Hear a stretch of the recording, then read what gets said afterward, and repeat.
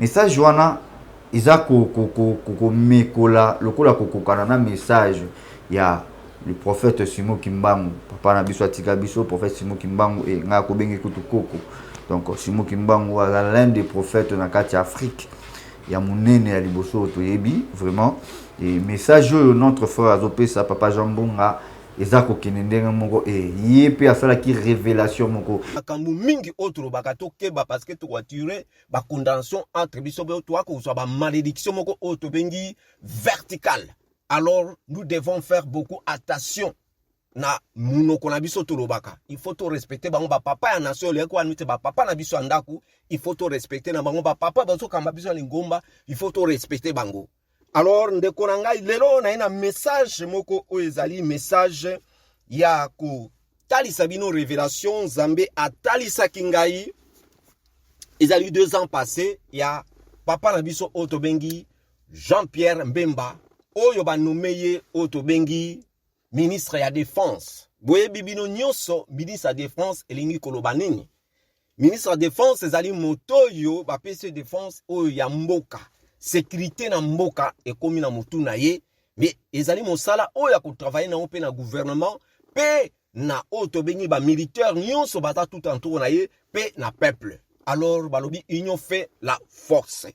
Ndeko nanga na yebi na pesaka message moko na kati ya message wana ezalaka message ni nazongi mwa sima pona ko faire comprendre peuple de Dieu ezalaki message oyo ke nazo mata na avion. Place avion wana na matela ki yango.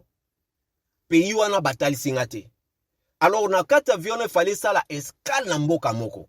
To koma na mboka wana to kiti pona ete to continuer destination RDC. Mais mboka wana pe na kati vision batali singangote. Mais à grand surprise tant to kiti na aéroport tozo lukate ba misusu quand même ba se refule ba zwa quand même mon pépé ba zonga suto zonga na avion nde ba ko présenter ngai otobengi oin de Dieu place na telemaki ba ye oin de Dieu ayena batu pembeni ba ko yebisanga tala oin de Dieu oyo akokamba ekolo ya royaume Congo na se cliner devant eux et puis accueilli na lobi na monaka ye elongi moko mais na sema kola lokola batu mibale bakangami ale batangu ya kei eloko ekamusanga binzoka avion tozalaki na ye na kati mena yebaki ete mbala mona zaina kubanga po moto moko azaki pembeni wana tangu ya kei moto na zaki na kanda ya makasi moto na za comme Terminator bato baby film ya Terminator azaki sous forme kwa robot alebende na kanda ndenge tangu roi apesaki mokongo nde siko na bangaki papa moko ya mukolo ya suki ya pembe apare na kata vision tang la telemi alobi na nga ko banga te avion oyo bozo mata oyo ekokoma na destination nango eza na sécurité moko oyo eza extraordinaire et puis à disparaître eloko nini sali na kati ya message wana na vision échangée directement to côté na avion te mais na ko retrouver nazali na RDC na Kisasa tango na komi na Kisasa directement bimi place moko ezaki terrain muneni mais tozo sala nettoyage mais mutu azalaki responsable ya makambo ya ko nettoyer ko tia banini ezalaki oto bengi papa na biso Jean-Pierre Mbemba na kata message na bité soki na zapena na bonne mémoire na lobaki ke papa Mbemba akosala rôle moko boye na mboka wana mais tango na boni nomination na ye na ko comprendre que Dieu ne ment jamais. Ce qui a total sabso makambune na bindoto ezaka pamba te za azarte. Yango na zako tali sa papa na biso Jean-Pierre Mbemba. Ezali responsabilité au bache parfois mona ke peut-être bache parce que ezalaki moto abanda ko défendre pays, abanda ko sala tout aluka ke kimye ko tanamboka. Tant ça na expérience wana. Eloko mususu tant bache yo ezana signification, ezana message. Oko jouer rôle o to bengi na arrivé ya Dieu na mboka otobengi royaume Congo. Alors na kati wana tobandi ko nettoyer ya ki terrain moko ya ki vaste omwana nde to sala ka basalongo tangu to koti na mwa dépôt moko zalaki wana nde place na ko découvrir parce que na kokuta ba uniforme na tuni papa memanga bimba uniforme ni abino tozo yamba mukonzi moko ya munene akoya na pays oyo aloba na mukonza munene directement na ko comprendre que il y a quelque chose mutu mokazo ya azali spécial na kata vision ndoto wana ekei ndeko nange ezalaki 2 ans et demi passé. Alors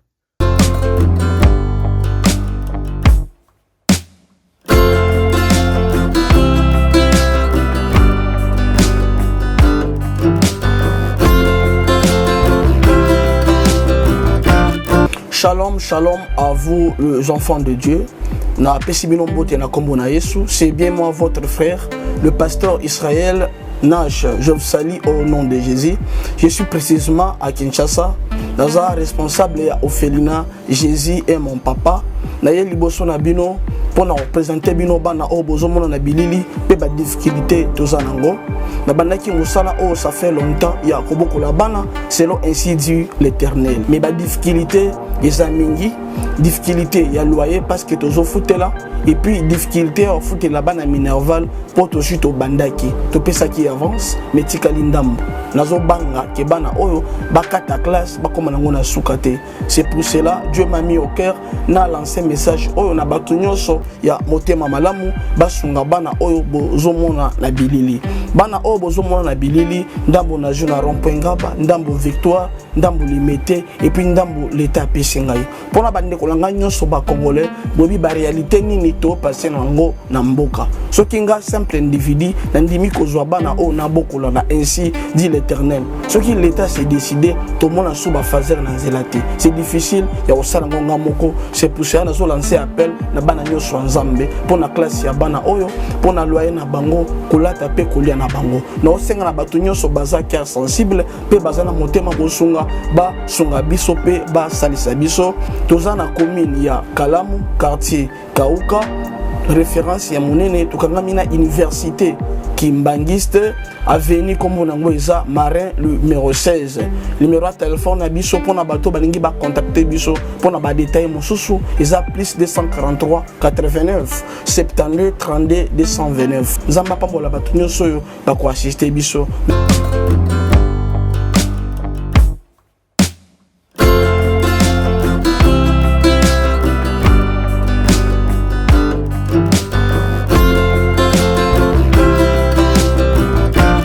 De Dieu et mbote na bananza benyoso bipa ezomi biso. Vraiment que le Seigneur vous bénisse abondamment. C'est toujours votre frère Brice, papa sympa. Je suis toujours là pour vous. Et un grand merci à vous tous de nous avoir suivis partout, place Bozali, Bonebo Messana Koulanda, chaîne OEHP Média. Et bienvenue dans votre mission Parlement Céleste. Alors, Awande Sikalola, et Tali Sarabiso, ce qui est profond et caché. Awande Sikalola, et Yano Larabiso par rapport à besoin d'Abiso. Ce qui est Nzambe à l'Ekanako Pambolayo. Comme coutume, nous remercions l'Éternel. Merci tendre Père pour ta bonté, ta fidélité. Kembope masanjo les onge painayo. Totiki moma ya message on a maboko na yo papa. Yonde mimonisa biso tolimwa. Na kombo na Yesu je détruire tout l'esprit qui ne confesse pas le nom de Dieu. Seigneur Jésus-Christ, onyo sa distraction to bengani yango au nom de Jésus. Detolobi. Merci Seigneur Jésus-Christ na pesi mbote na ba mama nyonso obo misana pour soutenir biso na pesi mbote na ba papa, ba frère, pourquoi pas les serviteurs de Dieu, les servants de Dieu. Partout en Europe, Nzambe Pambola Biso. Merci également à ma maman, ma messana pour soutenir les orphelins. Et pourquoi pas, ma papa, mes soeurs, Biso Nyons, en tout cas, c'est ça l'amour au Christ. La Biso Pétoling, la Biso Nabiso. Et la Bible dit, religion pur pourcentage, c'est soutenir le veuve, les orphelins. Hein? C'est soutenir les orphelins, c'est très important. En tout cas, Nzambe, Alekana Pambola, Yom Tomesana ko. Kokanisela bana bitike et biso tozana kaka pona kosala suivi ya ba orphelin malamu oyo yo yebito ngoti na mbongo na orphelin moko tango ozo contacter biso tozo talisa OK oui orphelin oyo za mabe pamba te en début tozala ki vraiment bato ba mona rater les aveugles mais lelo toyebi bango déjà. Alors on doit faire beaucoup attention ba maman to linga soute beaucoup ya na libulu ya mabe oyo beaucoup ya ki wana vraiment nzamba pambola yo et na pesi ba kambia ba orphelina o nzamba pesa bango le tomo. Et puis merci mille vous continuez toujours pour encadrer les orphelins. Voilà, et c'est bel et bien moi, votre frère Brice, papa sympa. Et tout ça, le message moko awa, c'est une révélation. Et ça, un message moko très édifiant. Et message joana, isa ko mekola, lokola ko kanana message. Il y a le prophète Simo Kimbangu papa na biso atika biso prophète Simo Kimbangu et nga ko bengi kutu koko. Donc Simo Kimbangu l'un des prophètes na kati Afrique ya munene ya liboso to yebi vraiment et message notre frère azopesa papa Jambonga eza ko kenendenga moko et yépe asala ki révélation moko. Excusez-moi d'abord ce message eza politique. Donc eza politique te message oyo et eza kokota na kati ya mambo ya gouvernement te to pe ko critiquer gouvernement te ko to pe ko sala le moko ezokoka na gouvernement te kasi ezali message moko ekoki ko édifier peuple de Dieu. Alors notre frère Jambonga depuis l'organe que je salue et pourquoi pas mon frère Aaron Gongo mon fils na pesi opembo te place ozali. Alors tout le message on a bokebi pamba te ezali révélation oyo notre frère azwaka déjà. Alors ba accomplissement nango yango et salami et alobeli na tina ya nomination ya notre papa Jean-Pierre Bemba et ezali vision nzambe satalisaki biso tokoki kobomba makambo nzamba lobaka te non jamais il faut totalisa. Alors même le talisi biso ce qui concerne les prophéties tango yoki discerner yango examiner c'est très important. Voilà, et on a saigné Nabino, tout passé message à notre frère Jambonga par rapport à Nzamba Lobela qui est plus accomplissement. Alors, un grand merci derrière la caméra, messieurs Blaise Mavungu, ainsi que de Demiungu, Charlie Kanga Image Pro, toute l'équipe à EHP Media. Nous sommes ensemble et pourquoi pas à mon papa Osé Amani. En tout cas, un grand merci à vous, papa, et Nalobarayo Zanzete, voilà, merci. Alors, on a zongi derrière. Régie, Kuna, et n'a évité, Papa Blaise, au balancer le bisou, il mange. Alors suivez, et puis on se retrouve tout juste après.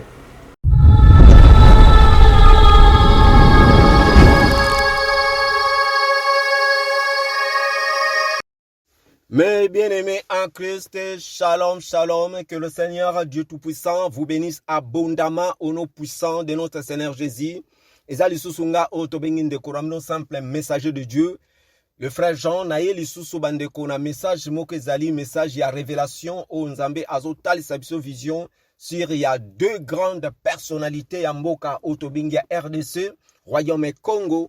Alors ezali moto ya liboso na message oyo toko adresser ezali na papa na biso otobengi Jean-Pierre Mbemba oyo ba nommé ministre ya défense. Alors nomination na ye bandeko pona ngai ezali accomplissement il y a révélation Nzambe atali sangai 2 ans et demi passé. Alors tolobe la motoami balé ezali excellence le président papa Félix Iseketi o azali bokonzi ya mboka était ezali message moko na zuango ça fait maintenant 3 semaines passées. Alors ensemble na bino tukulukato découvrir pourquoi tozo kende na banzela oyo poya kopesa ba message parfois boloba kokoko koma okuko luko kutala naye bisto zala mboka bapaya ezali voix moko ezali nzela moko oyo ezo permettre tantôt na nzela ya mwana na nzela ya nièce na nzela ya neve ya nzela ya connaissance moko akoko ka message OP a commissaire parce que bazali ba autorité bazali ba konzi pe pour na raison pe ya sécurité na bango na makambo susu. Alors toyebi Nzamba lobaki na dernier jour à ko répondre esprit na ina ba cher nyonso na tango akalezaki musu prophète moko to de prophète mais tant oyo Nzamba zo révéler na bato oyo nyonso akoko révéler. Et c'est pour cela zanzira moko ya malamu peut-être na message o naza ko pesa moto moko peta mususu pe azwa ki songe ou bien azwa ki vision moko peut-être alekisa ki en metanga ko yoka binga pe nazwa ki message moko ezaka ka pareil na message wa lobby. Alors ekopese sous courage a ke ne liboso mutalo bana mutu wana ke zwa makambu o eza sérieux. Alors ndekoranga ndege to benga ka turobi o to bengi ndoto. Dieu parle tantôt d'une manière d'une autre. Donc eloko o to bengi ndoto to sakana nango te. Lelo to ko loba misusu ba boza kwa koloba na ba président boza ko luka mbongo. Non to luka mbongo te. Donc ezali soki lelo Nzamba zotalisa biso sur ba autorité o ba dirigeant. C'est kaza reconnaître bango parce que ezali biloko o esale mandengo wana parce que baza bato yo baza ko sala pour être babatela ekolo babatela nation ezalani ezali peuple na ye. Et c'est pour cela ndeko nangai to dutakala bandoto te ndoto ezali na bomoi pe ezali na kufa. Alors to mona ba message mingi o totala ikozaka te lelo tozoloti papa Félix Iseketi non ezala bato mingi tolota ba roi ba reine nakanisi topesa message moko elekaka vraiment un peu moins kalamingi te tant toza koloba sur ya famille royale ou tobengi Angleterre napesa message moko na nuit moko nga naza kolota reine mama zolota reine na roi topesa ngo torobake eza bilembo o tobengaki ya suka na bango tomonaki reine azoluka to mena 20 na kati ya message lobi ke 20 signifie tango Jésus avant kufa afandisaki ba porte ba melaki 20 puis baliaki lipa donc ayebaki aza kokufa. Alors napesa déjà ba message wana na ko ke depena makasi mingi te na lobaki pe ezali déjà elembo ya liwa ba comme na suka vipe ya âge na bango. Alors tomonaki ete papa la akendaki mama pa eko kende. Alors mama pa amonaka vision. Alors biloko wana to lobaka pe na kati ya message na lobaka bien ete message na lobi o mama moni o nga na moni eza kolakisaki na dévolé baza kokende pe via âge na bango pe bakomi déjà na terminus donc na suka mais soki bako confier na Nzambe te et ko risquer ete même o to bengi royaume wana ezala ambrale eko sila tozo yo mona lelo na kati ya mboka wana 70% ya ba jeune balingi susu monachite. Alors to prier pe pona mboka wana to prier pe pona bango mais soki bakangami na Nzambe Nzambe akobatela bango. C'est pour cela pona ko kota la message na biso bandeko tokolukana to tonda Nzambe pe to koti la message na biso. Éternel des armées, Dieu créateur le ciel la terre, Dieu d'amour, Dieu de miséricorde. Papa to tondi yo to commission lisusu na temps au Seigneur tiko za na biso e bandeli kino suka to baby sinyoso eza volonté na te tika utiliser monoko na biso pe na bandeko ba ko message oyo tika kimia na yuza la kati na mope kati na mabota na bango. Papa to tondi yo pe to commission na nyonso to sengi na kombo se moko ya Yesu Kristo pe to sili koloba amen. Eh bien, shalom, shalom, peuple de Dieu, ce que tu zui ba Bible na biso to kotanga na Romains chapitre 13 na verset 1 à 2. Et dans verset 1, balubinini, que toutes personnes soient soumises aux autorités supérieures, car il n'y a point d'autorité qui n'est venue de Dieu. Et les autorités qui existent ont été instituées de Dieu. Verset 2. C'est pourquoi celui qui s'oppose à l'autorité résiste à l'ordre que Dieu a établi. Et ceux qui résistent, attireront une condamnation sur eux-mêmes. Tomoni awa na kati ya Romain bazo yebisa biso ke toute personne tozala soumis na ba autorité na ba konji na biso to respecter bango po bazali ba papa ya nation. Ndenge moko pe ba dirigeant na biso bazo kamba biso na église. Bazali ba père oyo bazo dirige biso na kati na balingomba. Ete barubi moto nyonso oyo akolika ko imposer na autorité o ezali aza ko imposer na l'ordre Dieu a établi et o ya ko résister à ko tirer une condamnation sur eux-mêmes. Ndeko baza ba kondi toye ba façon koloba to la façon ko respecter surtout ceux qui déjà si ba koti na kati na kiti na bokondi il faut to respecter bango parce que tant que to lobaka makambu mingi autre lobaka to keba parce que to ko tirer ba condamnation entre biso be to ko so ba malédiction moko auto bengi verticale. Alors nous devons faire beaucoup attention na munoko na biso to lobaka il faut to respecter bango ba papa ya nation le ko anite ba papa na biso andaku il faut to respecter na bango ba papa bazo kamba biso lingomba il faut to respecter bango. Alors ndeko na ngai lelo na ina message moko o ezali message ya ko talisa bino révélation Nzambe atalisa kingai ezali 2 ans passés ya papa na biso otobengi Jean-Pierre Mbemba oyo ba nomeye otobengi ministre ya défense. Boye bibino nyonso ministre ya défense elingi koloba nini? Ministre ya défense ezali moto yo ba pese défense oyo ya mboka. Sécurité na mboka ekomi na mutu na ye mais ezali mosala oyo ko travailler na pe na gouvernement pe na oto bengi ba militaire nyonso bata tout entour na ye pe na peuple. Alors balobi union fait la force. Ndeko nanga na yebi na pesaka message moko. Na kati ya message wana ezalaka message ni nazongi moi sima pona ko faire comprendre peuple de Dieu. Ezalaki message oyo ke nazo mata na avion. Place avion wana na matela ki yango.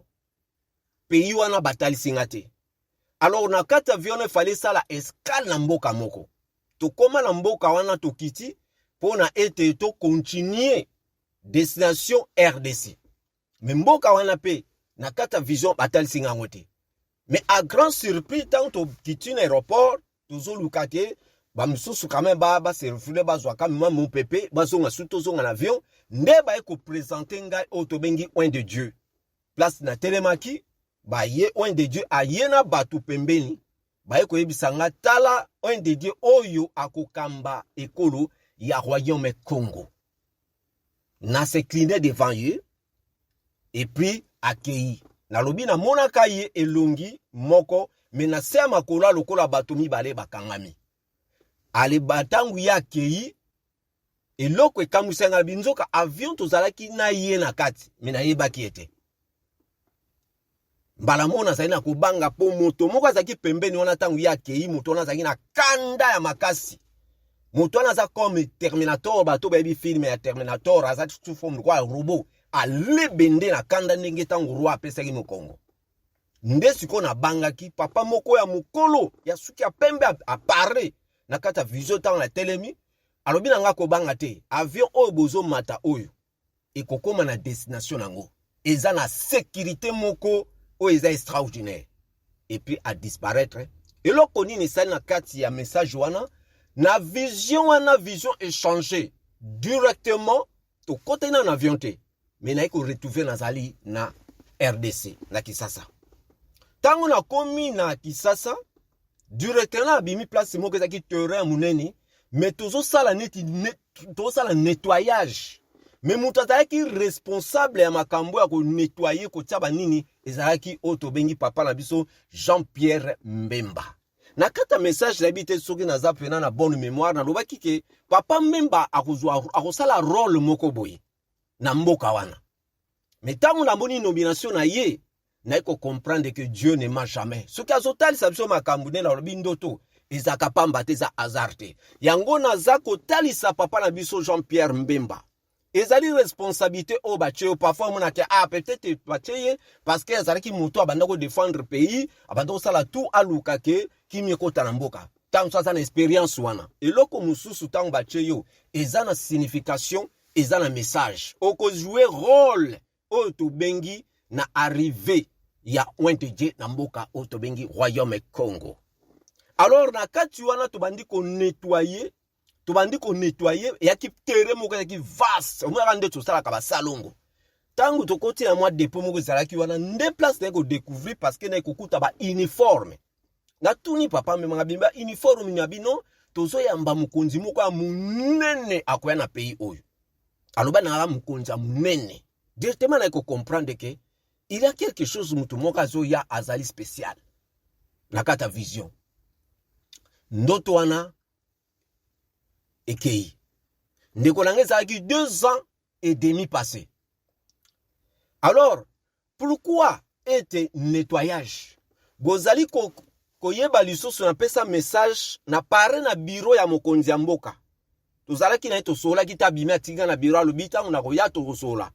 Minde na tikalaki na monaki ba salité tout entour ya bureau na ye. Na nettoyaki bureau mobimba place wana tout ba salité na zone nettoyango. Pourquoi était papa Mbemba bazaki responsable ya kocha peto na kati sika wana terrain vaste ya munene. Donc eza signification ya kocha bopeto elingo robanini. Papa Mbemba ba choisir ye ete acha peto mena siko na kati ya mboka acha ordre na côté sécurité ya mboka.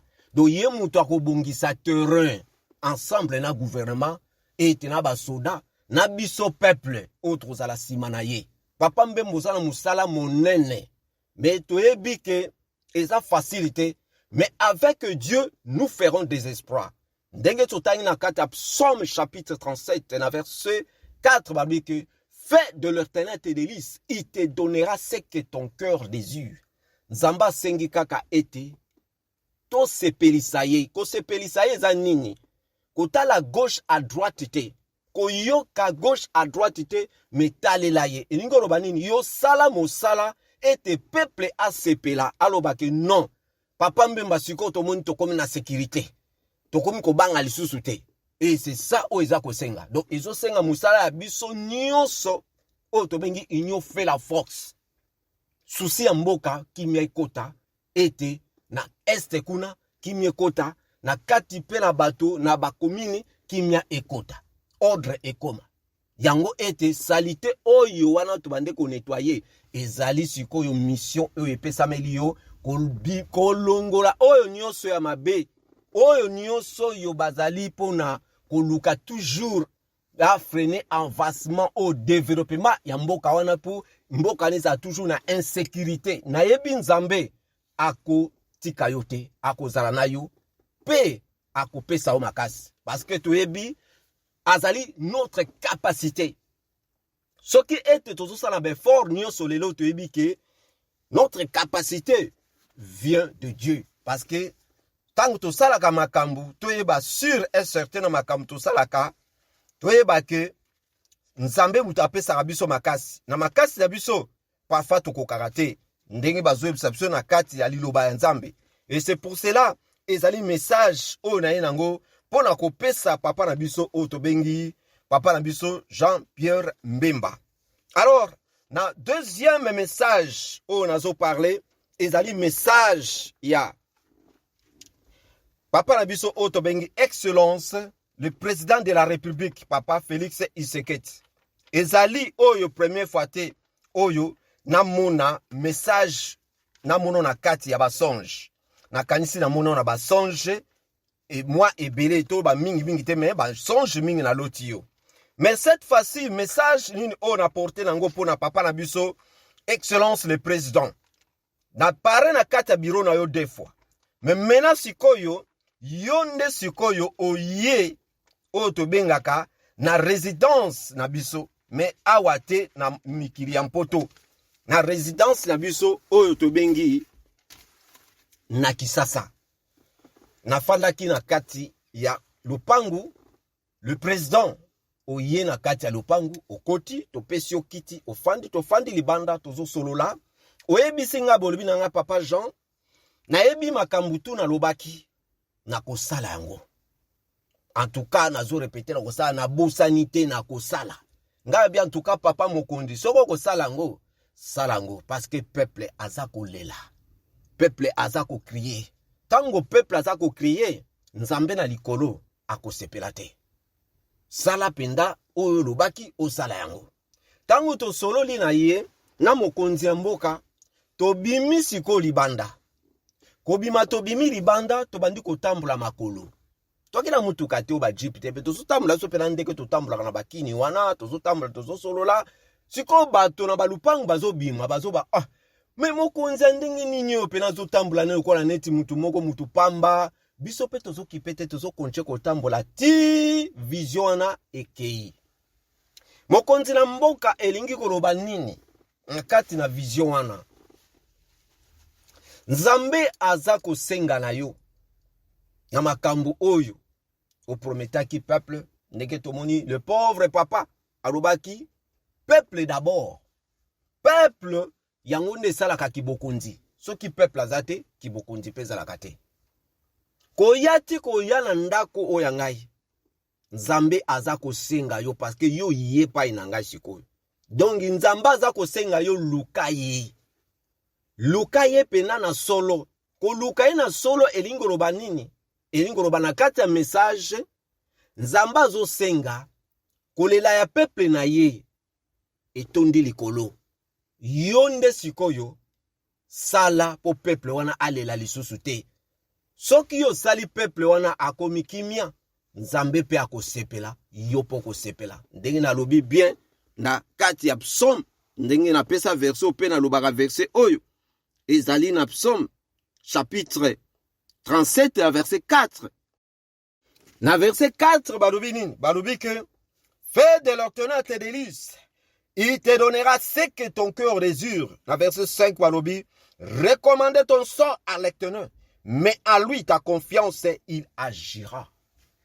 Papa mokondi soki ete yo satisfait peuple nde Nzambe osepelisi Nzambe Nzambe pe akopesa yo o ezali kozanga pe akotombola yo lisusu. Elingi koloba ke lukaye kolukaye sala o ezali volonté na ye.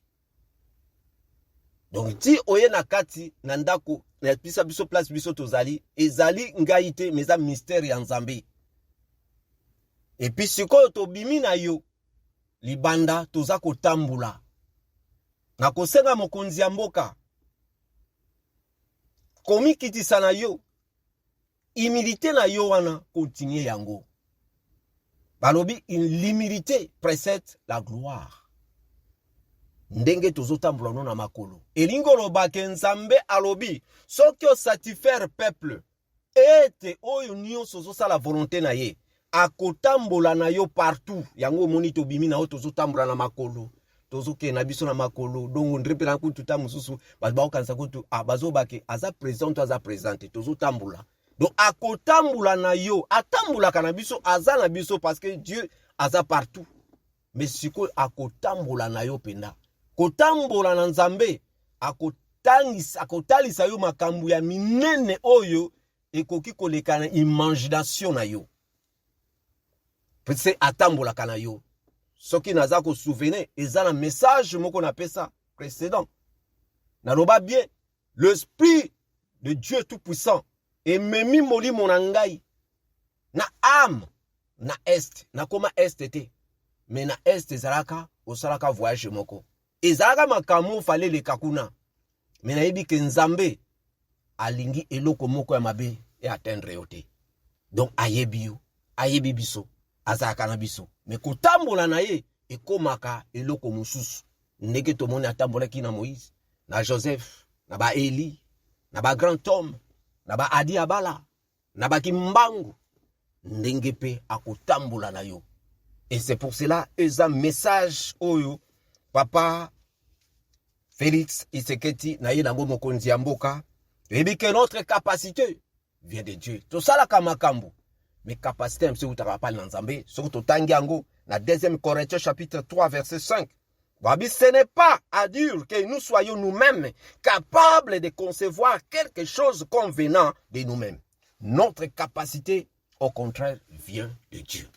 Alors, capacité, message de Nango, pour nous pesa deux grandes personnalités, papa Nabiso, puis nous senga peuple de Dieu, to prier pour Nabakondi, to prier pour Nabatwa Est, to prier pour na Congo, to prier pour l'Afrique et naza ko senga ba papa na biso ya nation oto bengi ba dirigeants africains eza temps eza moment ete place au bozali oyo bino bozali mindele bayebi yango bayebi sur et certain bino boza ba grand ke bango mais soki lelo biso ba noir les africains toza pena respecté te bazo zo biso na valeur te mais malgré biso moko to mi pesa ka valeur mais bango ba pesa biso valeur te.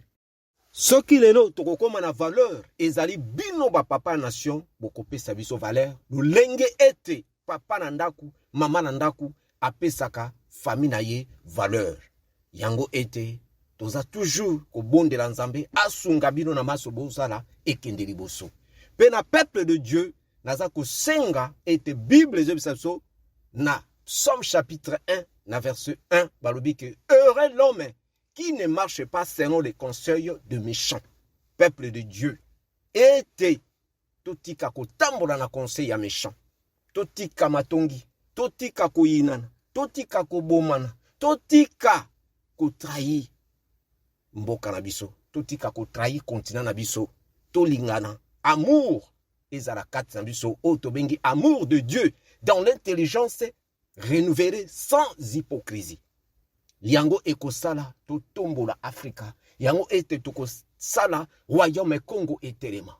Que le Seigneur vous bénisse. Shalom, shalom.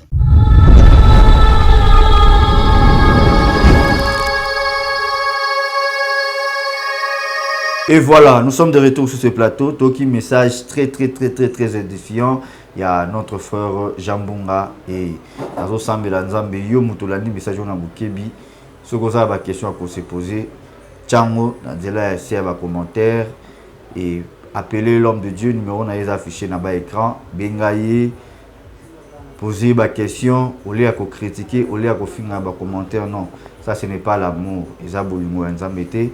poser ma question bien à notre frère soit il suffit édifier et que ça malamu mingi même basala nzambe bazana besoin de soutien bazana besoin de prière bazana besoin quoi et encouragement ça la vraiment malamu mingi. Et quant à moi je sais que nous sommes arrivés à la fin de cette émission dans le message oyo tant qui a un Saint-Esprit à discerner yo au comprendre yango très bien car la Bible dit c'est le souffle de toute personne qui donne l'intelligence et la sagesse. Donc boania ya nzambe so solusayo au comprendre message très bien. Et une fois qu'on pour rebander la message est la politique. Donc ils ont concerné que tout ba politicien. L'homme de Dieu a dit seulement la vérité. Pour appeler si conseil na katwana. Alors c'est à nous ya koyeba ko prier pour un message oyo et puis ko tika nyonso oya lobi na kati ya maboko nzambe et ça sera très important. Que le Seigneur vous bénisse. Un grand merci aussi à l'homme de Dieu Papa Jambunga nzambe abakela la sagesse et belé sous et puis a formulé la révélation pour que les saraba nzambe. Voilà, nous sommes arrivés à la fin. Il y a émission nabiso parlement céleste na pêché sous merci. Donc nous avons qui scotché branché pour na biso. Un grand merci alors. Tout comme dans Souka tendre père merci parce que vous avez qui nabiso lokola Omega ou enchaîné nabiso lokola Emmanuel et puis aussi nabiso lokola Alpha. Seigneur, vous allez qu'à Alpha P Omega Kolo. Merci pour notre soutien, merci pour notre faveur divine na yo papa, merci pour notre protection divine na yo. Natiki mutu nyonso azola na biso na maboko na yo. O nyonso azana besoin ya kimia azwango na kombo na Yesu. O nyonso azana problème financier nzambe pesa makoki.